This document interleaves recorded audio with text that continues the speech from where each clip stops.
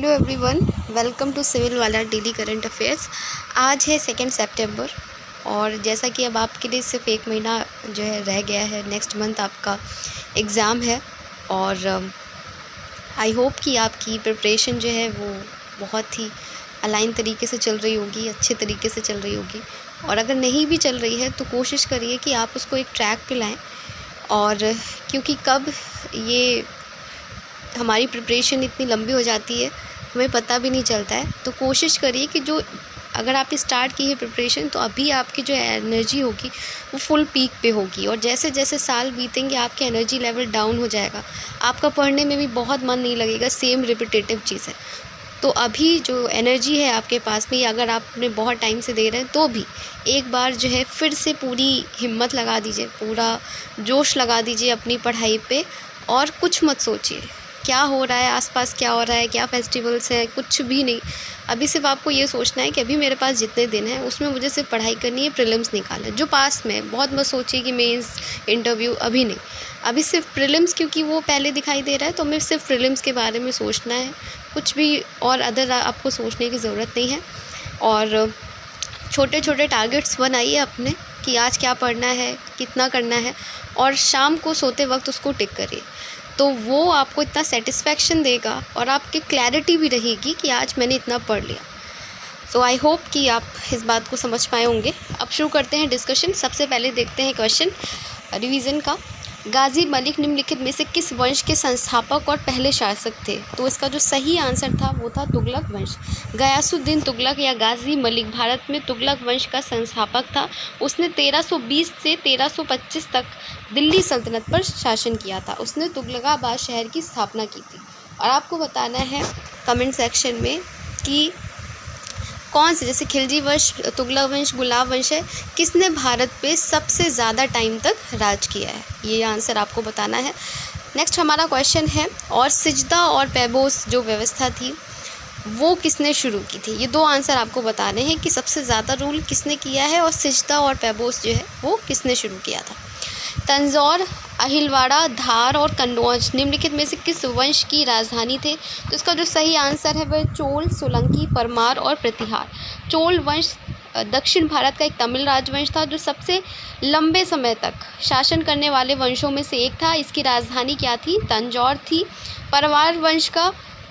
परमार वंश भारत का एक वंश था जिसे 9वीं से 14वीं शताब्दी के बीच पश्चिमी मध्य भारत के अलावा आसपास के क्षेत्रों पर शासन किया था।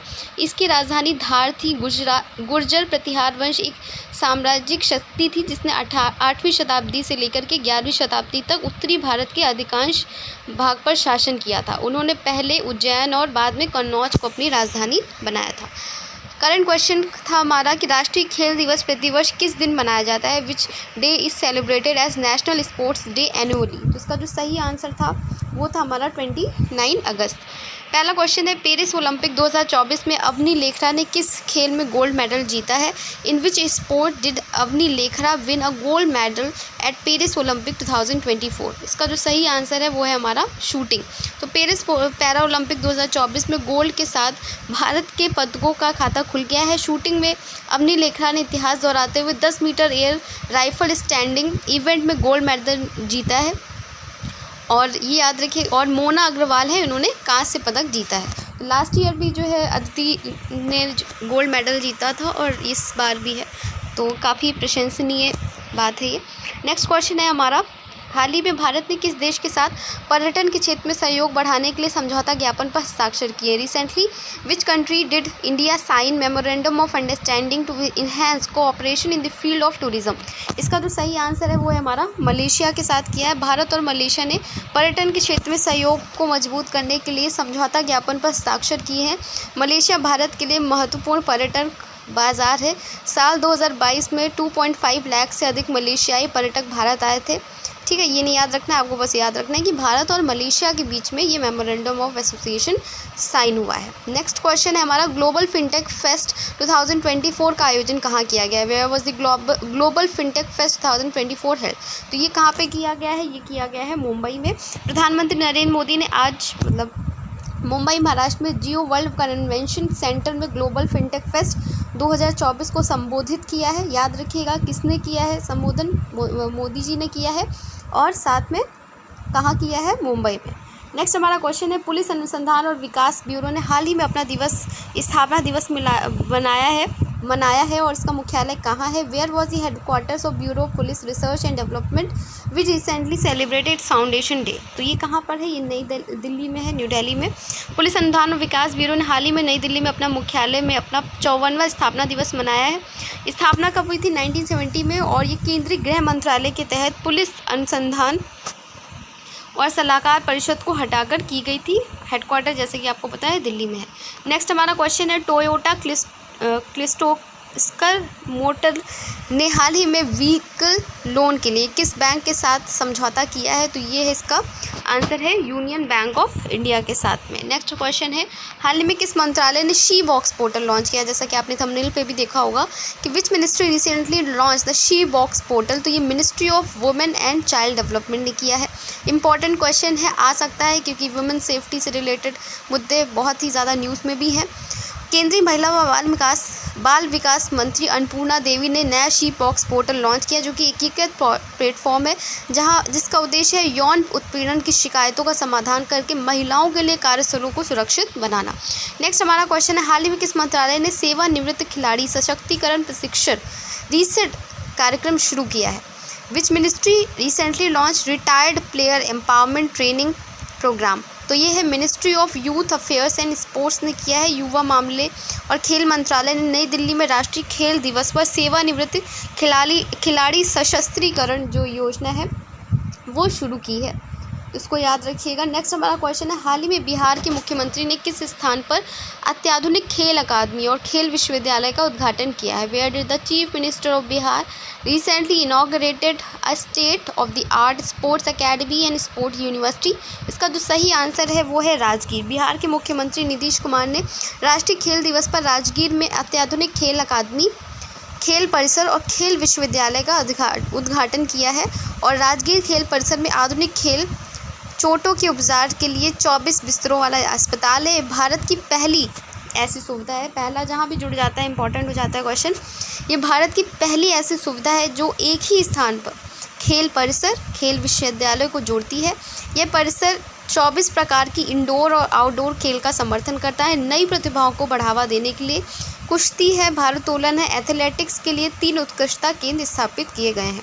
नेक्स्ट है हमारा क्वेश्चन, हाल ही में समाचारों में रहा सबीना शोल किस समुद्र में स्थित है। In which sea is the Sabina Shoal recently in the news located. चीन में है ये। चीन के प्राकृतिक संसाधन मंत्रालय ने दक्षिणी चीन सागर में विवादित है सबीना शोल पर अपनी पहली सर्वेक्षण रिपोर्ट जारी की है, ठीक है। और ये दक्षिण चीन सागर में स्प्रेटली द्वीप समूह के पूर्वी भाग में स्थित एक महासागरीय कोरल एटॉल है। यह फिलिस्तीन प्रांत पलावन से 75 समुद्री मील की दूरी पर स्थित है। अनक्लॉज के तहत फिलीपींस से 200 नॉटिकल माइल्स के भीतर ये आता है। और चीन शोल और दक्षिणी चीन सागर के में अपना बोलता है कि अपना दावा बनाता है। नेक्स्ट हमारा क्वेश्चन है, हाल ही में समाचारों में देखा गया शब्द संदिग्ध मतदाता या डी वोटर मुख्य रूप से किस पूर्वोत्तर राज्य में इस्तेमाल किया गया है।